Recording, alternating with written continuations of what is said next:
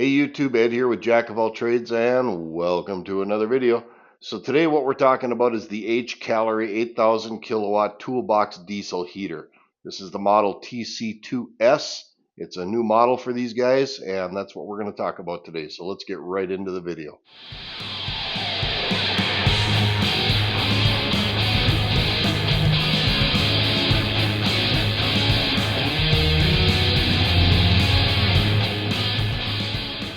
And welcome back. So yes, like I stated in the intro, I've got the Hcalory Toolbox heater. This is an 8 kilowatt diesel heater. Full disclosure, Hcalory did send this to me.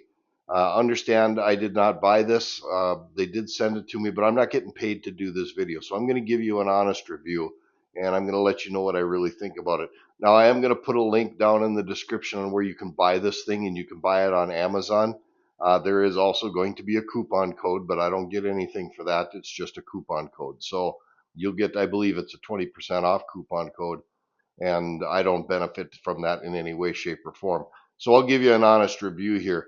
Now, just kind of a fun little nerd fact before I get into this. Hcalory, the brand, is actually kind of a play on words. The letter H in Hcalory actually stands for heater. That's what the initial is, and I got that right from the guys from Hcalory. And then the word calorie is an intentional misspelling of the word calorie, as in calories and food and things like that. And because the definition of a calorie is uh, a unit of measure for heat, and that unit is how much heat it takes to heat up 1 gram of water, 1 degree of Celsius. So that's just a little nerd fact about the brand name. Kind of a play on words, actually kind of clever if I might add that. So let's just talk about the heater really quick. Let's get into the specs. The heater is 16 inches long, it's 11 inches high, and it's 10 inches deep, so it's quite compact.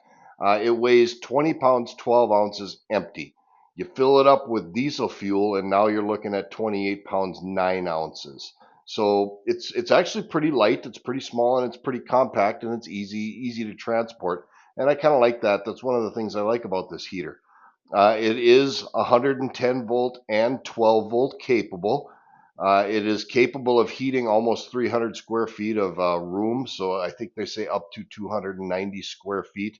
The unit itself is rainproof, it's snowproof. They claim a 65 decibel sound rating on it. We'll test that. I have a sound meter, we'll check that out. And they also claim a 28% improved efficiency over their previous models. So some of the features that Hcalory likes to talk about this model is they claim to have a 3-minute heat up time, which is new. Apparently the old ones took a little bit longer than that to heat up, but this one is supposed to heat up in 3 minutes. It's got a new aluminum body design, which incorporates itself well into fast heating and strength and things like that. And I do know that they've got extra fins and things like that on the heater body, which also helps to provide a little more heat on this thing. They claim a 42-hour runtime on a tank of fuel. It's got a redesigned combustion chamber, which is supposed to increase fuel efficiency and economy by up to 28%. They've also changed the pump on these things. It's got a new style fuel pump on it, and they say it's got no ticking. So when we fire this thing up, we'll listen and we'll see if it's got a ticking noise. And you hear that on a lot of diesel heaters. I don't care who makes it.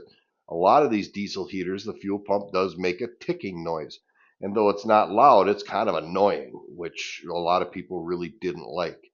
The whole thing, the whole heater is stuffed into this nice, neat little package. Basically, you have to carry this heater and the muffler around and the venting, and that does not fit in the box, but most of it fits right in this little box here. It should be very easy to set up, and there's not a lot of stuff that you have to carry around. It's also got an app, so you can actually run this thing with the app on your phone. I think they call it the Smart app. And you can control all the modes. You can control the high altitude mode, all the various timers that they got.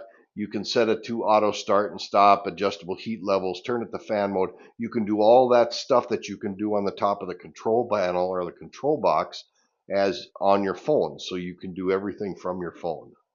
So let's talk a little bit about what comes in the box. Quite obviously, inside the box, you get the heater itself, which kind of goes without saying. But also in the box, you have a smaller box. Like it's this one right here. This is what it came in. And there's various and sundries in here that you need to have to run the heater. One of the things that you get, and this actually wasn't in this box, this was actually on the wire harness inside the heater. You get a key fob with it, so you can do some controls with the key fob. Not all of them, but you can turn it on and off and things like that with the key fob, which is kind of nice. You get your heater vent, or your heater, yeah, your vent is what that would be. You also get your vent duct, which is I think this is an aluminized pipe. It's some kind of metal that they use to transfer the heat from the heater to the venting. You also get the pipe that you need for the muffler. I haven't hooked this thing up yet, so we're all experimenting here today, but that is the exhaust pipe that you need. You also get the muffler itself. They do show in the pictures on Amazon, a lot of times people aren't putting the muffler on. Now, I don't know if that's a recommended thing. I can't find anything in the instructions that tells me whether or not you have to run the muffler or not. And if you put the unit outside, maybe you don't need it. I don't know. You get a whole bunch of hardware here to mount the vent pipe and the muffler and things like that. So you get a little bag of hardware. You also get another little box in here, and inside this box is your 110 volt power converter or power supply, and this will turn 110 volts into 12 volts so that you can run the heater off of AC, standard AC power. So you get that, which is nice. You also get another cord which allows you to run this off of a battery. So you can run this off of a 12 volt, and I do believe it's even good for 24 volts. If you've got a 24 volt system, at least that's what they're claiming on the Amazon website. But you do have the capability to hook this thing directly up to a battery if you wanted to. And then you have an extension cord, which allows you to relocate the control box. Say you have the unit sitting outside, you can relocate the control box inside, and they give you quite a bit of length on this cord. So that's nice that they allow you to remote the control box away from the unit itself and actually put it into your room. And quite honestly, if you're running this thing on auto on and off, it needs to be able to read the temperature, which means that control box needs to be in the room that you're trying to heat. Also inside the box with everything else, you get an owner's manual. And if you've watched my channel long enough, you know I kind of have a thing for owner's manuals, because if owner's manuals suck, it sometimes can be really challenging to operate this equipment. And this is actually a pretty good owner's manual. It goes through all the stuff that you really need to do, including how to download and use the app, all the safety instructions, all of that kind of business, and it comes in 5 different languages. So the owner's manual is actually pretty good. It goes through all the safety features first, which most manuals do, and then it goes through all the parts that come in the box. It goes through a basic setup. I did notice one thing that was incorrect on the setup page is where they have the air filter located. We'll talk about that later when we talk about the air filter. But it's actually a pretty good owner's manual, and that actually brings me into a good segue on the safety of using a diesel heater. Now, I'm not going to go through all the safety things that they have in this book because this video will get way too long, but I'm going to touch on a couple of them. But make sure you read the book, because at the end of the day, you are dealing with a heater that is burning fuel. So there are some safety things that you need to understand. So read the owner's manual, read all of the safety instructions. This video is not a substitute for you reading the book. So one of the things that they're very, very adamant about is to not use this heater in an area where there's flammable fumes or vapors or things like that, because it is, at the end of the day, burning fuel. It's a heater that burns fuel, and it's an open flame style heater. So the flame may be contained inside of a combustion chamber, but you're going to be drawing in fresh air, and if you draw in fumes or vapors that are flammable, you have a pretty good chance of having a problem. Don't use this. They don't want you to use this heater near any flammable materials. The outlets on these things get quite hot, and you could possibly ignite things. So make sure that the venting is free of obstructions and anything that's really flammable, and just simply don't use it in an area where there's a lot of flammable things. Do not use it in an enclosed ventilated area. Like with any internal or external combustion, it's going to produce carbon monoxide. You have to be able to get fresh air and make damn sure that you vent the exhaust outside. They give you that nice big long pipe and you can do that. I plan to run this heater outside and use the duct to bring it into my little camper. That's how I plan to use it. I would be a little uncomfortable having a unit in an area where I'm sleeping. I'm going to put this thing outside because, again, at the end of the day, it's a machine burning fuel, and there's a lot of things that can go wrong. They want you to make sure that you turn the machine off while you're refueling it, and that kind of makes sense. Everything that's got an engine or a fuel burning device inside of it, they tell you to do the same thing. So that's kind of common sense. One thing that they're also very adamant about, and they touch on it a bunch of times in the book, is shutdown mode. They don't want you to be just unplugging it to disconnect the power, things of that. They want you to go through the shutdown mode through the control box, because when you shut this heater off, it extinguishes the flame, but that plenum that is holding all the heat inside of the heater needs to cool down, and that fan is going to run for a period of time to cool that thing down before it shuts the fan off so it doesn't damage itself. And in the book, it says it's going to take 3 to 5 minutes for this thing to go through its complete shutdown cycle. So just understand that when you're shutting this thing down, they're very, very adamant about making sure that you shut it down properly. And this thing is going to, and they touch on this in the safety instructions too, this thing's going to draw some power. So if you're running on a 12-volt source, you should expect during startup anyway, when it's drawing its most power, you could be drawing up to as much as 12 amps. And that's a lot. But with a 3-minute heat up time on this thing, that should ramp down fairly quickly. And then when you're running it in continuous mode, they're claiming it's going to draw anywhere from 1 to 4 amps, depending on what you're asking the heater to do. All right, so now that we're all through all that business, I'm just going to relocate the camera. I'm going to kind of show you how I'm going to set it up. This thing is really going to be easy to set up. You have to hook up the vent, you have to hook up the power supply, and you have to hook up the exhaust system to the machine. And I'm not going to go through that step by step because, again, the video is going to get too long. They outline it very well in the instructions, but this thing should be very easy to set up. So I'm just going to relocate the camera. I'm going to get this thing set up. I'm going to show me doing it, and then we'll go ahead and fire this thing up and see how it runs.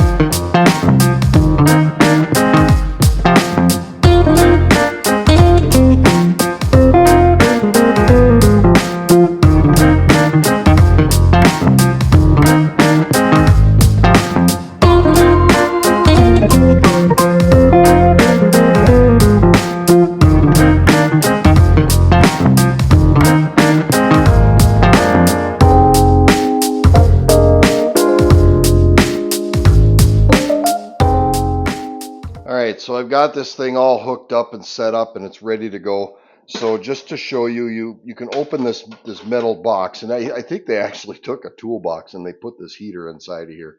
So they actually took a metal box here, and inside the metal box you have the heater unit itself. The fuel pump is in here.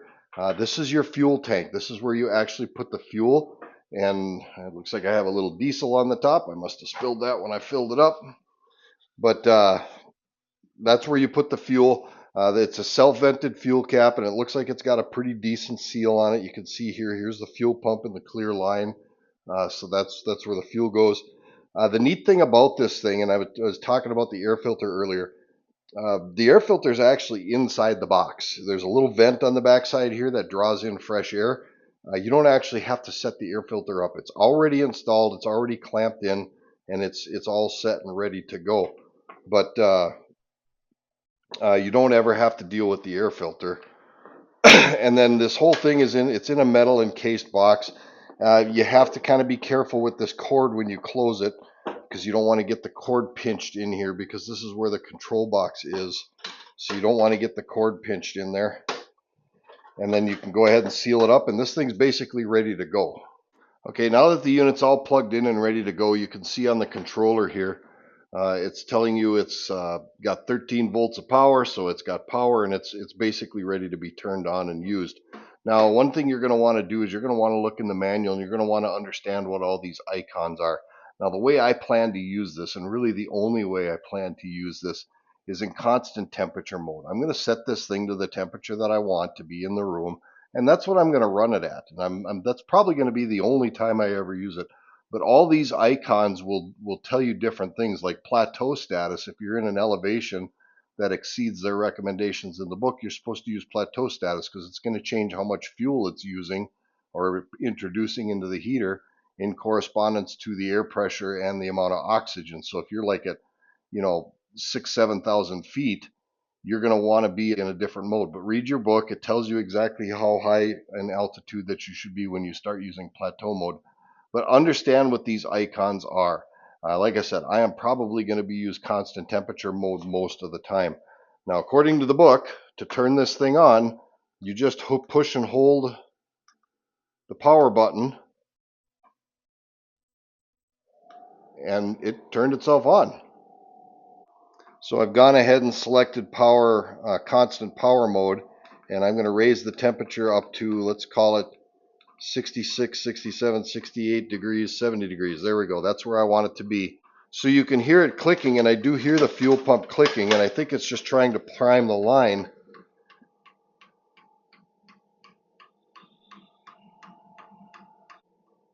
And there it's finally getting fuel into the line. So it should fire up here pretty soon. It just took a while to get that line primed up. You can see right there, there's the fuel, and it's priming the line. So every time it clicks, you can see it's pumping a little bit of fuel. And I'm assuming once the machine senses it's got fuel, it'll turn itself on and start producing heat. The clicking noise has really subsided, so the clicking noise has really gone down. All right, so now it's finally got itself primed up, and it is running. And you can see there's smoke coming out of the exhaust pipe. I'm going to go turn my fan on. Now that first start cycle took some time. It took quite a bit of time. It had to get the fuel line primed up and get everything into the combustion chamber, and then you could tell you could hear it when it lit. It finally took off and lit. The whole thing only took about 5 minutes for the initial startup, so I'm betting the next time I start this thing up, it'll start much, much quicker. Okay, it's blowing really hot air now. Go ahead and turn that temperature down a little bit. That's pretty impressive, the amount of heat it's putting out. It smokes pretty bad, though. It's really smoking a lot. That's probably the initial startup. All right, the smoke has really subsided on this thing, so expect that the first time you set this thing up, the thing is going to smoke like crazy, and I imagine that's because it's new. It's burning off all of the stuff from manufacturing and things like that, and it just needs to give itself time to adjust to my altitude and things of that effect. But the smoke has really subsided. It still does smoke pretty good. You're absolutely not going to want to run this thing indoors. So let's just see what the air inlet air outlet temperature is. Wow, I'm standing about 3 feet away from it. I can really feel it. 223 degree air is coming out of that thing right now. I mean, it's blowing out some really good hot air. This thing's throwing out some decent heat. And it is really cleaned up. The exhaust is really not smoking hardly at all anymore, which is really good, but I can still smell it. Let's see how much noise this thing makes.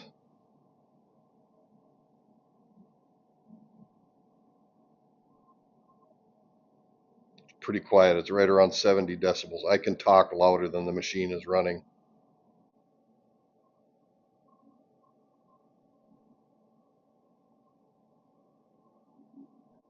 So it's pretty close to the 65 decibels that they're claiming, 69, 68. I'll give them that one. It's actually pretty close, and I am running it with the exhaust right next to the exhaust, so that is adding to it. I'd say that's probably pretty close to 65 decibels. So if you stick this thing outside and you pump that vent in through a wall or through a board or something like that, I think it'd be pretty quiet inside the room. All right, we're going to go ahead and we're going to do a shutdown mode on it, so we should be able to just push and hold the power button.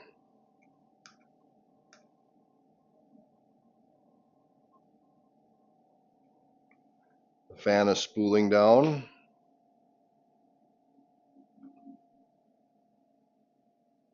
And now it should go through its power cycle to shut down. So you can see why it's in cool down mode here. It says off, and it says it's drawing in fresh air. It's not showing that the burner is lit, and it's just blowing out air. It's just passing air through the machine to cool it off. So that cool down mode is fairly important. We got to make sure that you give this thing ample time to cool off and shut down all on its own. A few moments later. So the machine just shut down, went through its cool down mode, and it took a pretty solid 7 minutes for it to cool down. So that's going to be pretty important. Make sure that you're allowing this thing to cool down before you go ahead and unplug the power on it. All right, so the initial test and first fire up actually went pretty good. Some things to take note of. When you first fire it up, it's going to smoke like crazy. When it's priming the fuel line, it's going to make some clicking noises until that fuel line gets filled up. But once it gets filled up, the clicking noises go away. So it's very quiet. It's far quieter than I thought it would be. Some things I like about the unit, I like its compact nature. Everything is pretty much buttoned up inside that box with the exception of a couple of small items, which just means I'm going to have to store those somehow, but we'll figure it out. It's easy to carry. It's fairly lightweight. They put a pretty nice strong handle on it. This box is metal, so it should hold up pretty good. It's not heavy metal. It'll dent, but as long as you take care of it, I think it's going to hold up pretty well. It was super easy to set up. The thing's set up really, really well. If their claims of 42 hours of operation on a tank of fuel are correct, and I obviously can't test that here in this video, I will test that eventually.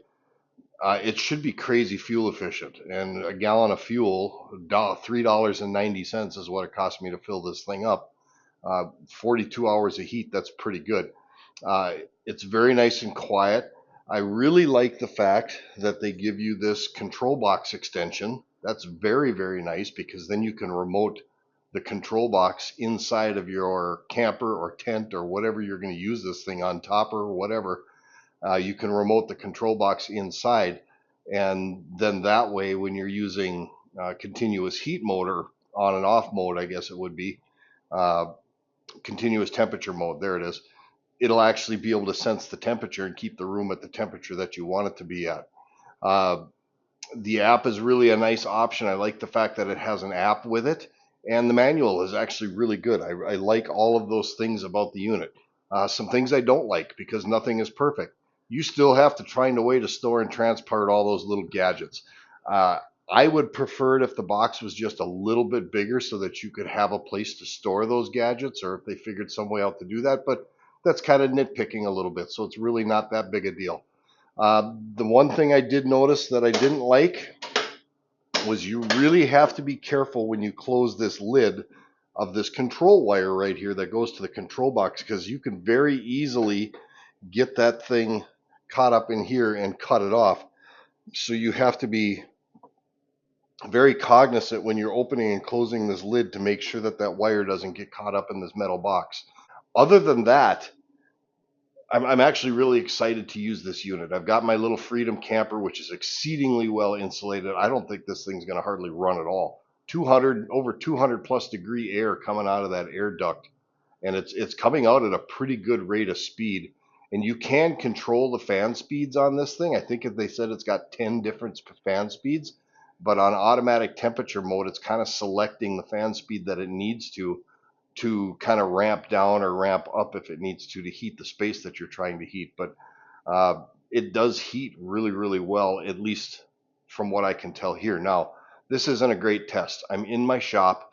It was 75 degrees outside today. I was actually running the air conditioner. So this isn't a great test. I am planning on going camping in the wintertime this winter, and I'm going to do that when there's snow on the ground, probably in December or January. And I'm going to do a very good test on both my camper and this and how it deals with cold weather. So like I said, I will do a follow-up video on it after the winter sets in to let you know how it performed. With that, so far, pretty impressed. I now understand I've never had a diesel heater before, but I am so far fairly impressed. Just make sure that when you're using this thing, you vent it, you get that exhaust outside, especially when you're first starting it up. In fact, I would recommend you start it up outside because it's going to smoke like crazy. My shop is going to stink like diesel fumes now for days. I'm going to have to deal with that. That's fine, but in order to make this video, I had to do that. So do your startup outside. I would highly recommend that if you can, put the unit outside your tent, your camper, your topper, or whatever it is that you're doing, and use the duct to vent it into the room somehow or another. I think that would be the safest way to do it. It'll be drawing in fresh, cool air. It might speed up your cool down time when it's going through that cool down cycle, especially like in the wintertime when I'm using it. Up here, it can get quite cold. So all those things you need to take into consideration, but I'm thoroughly excited to try this thing out and see how it operates in the wintertime. With that, let's go ahead and wrap this video up. Now, if you're liking these kind of videos and you're liking this kind of a review, let me know and I will try to do more of them. I want to thank the guys over at Hcalory for sending me this thing. I really do. I appreciate the fact that they did that and they gave me the opportunity to test it, and I will actually use it this winter and see how it goes. With that, this is Ed from Jack of All Trades. As always, thank you for stopping by. Thanks to my longtime subscribers. Make sure you hit like and subscribe down below, and we'll see you on the next video.